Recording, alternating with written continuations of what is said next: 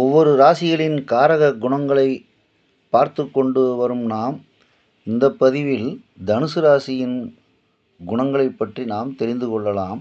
தனுசு ராசி என்பது ஒரு ஆண் ராசியாகும். உபய ராசி ஆகிறது. இது ஒரு சுபத்துவமான ராசி. காலபுருஷனின் 9வது ராசியான இது ஒற்றைப்படை ராசியாகும். குருவிற்கு இது ஆட்சி வீடு, மூல திரிகோணமான வீடு ஆகும். இந்த ராசியில் எந்த கிரகமும் பகை பெறுவதே இல்லை. ராகு கேதுவுக்கு நட்பு வீடாகவும், சந்திரன், சுக்கிரன், புதன், சனி ஆகியோர் சமநிலை பெறுவார்கள். செவ்வாயும் சூரியனும் சுவராக ஆகிறார்கள்.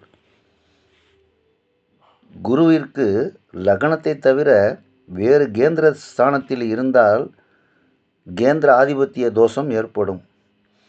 7, 11 ஆகிய வீடுகள் மாரகஸ்தானம், பாதகஸ்தானம் ஆவதால் புதன், சுக்கிரன் இந்த தனுசு ராசிக்கு பாவியாகிறார்கள்.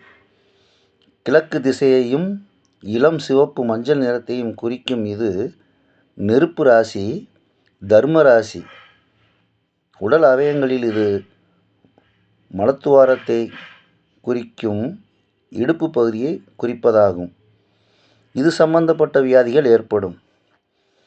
அரசு அலுவலகங்கள், காவல் நிலையம், பாதுகாப்பு, இராணுவம், வேத பாடசாலைகள், ஆலயங்கள், யாகம் செய்யும் இடங்கள், அர்ச்சகர்கள், வேத பண்டிதர்கள்,